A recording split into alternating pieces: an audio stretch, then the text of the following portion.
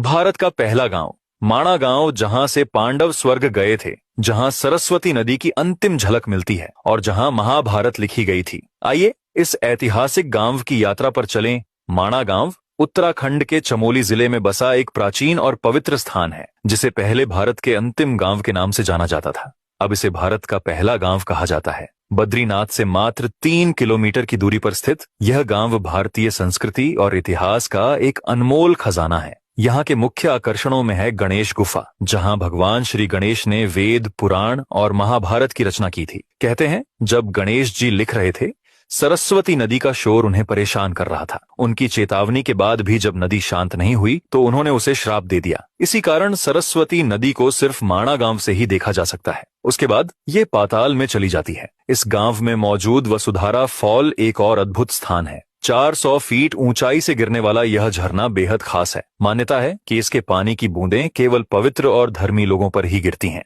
गांव में भारत की पहली दुकान भी है, जहां हर पर्यटक जाना चाहता है। इस गांव का हर कोना हमारे इतिहास और संस्कृति की याद दिलाता है।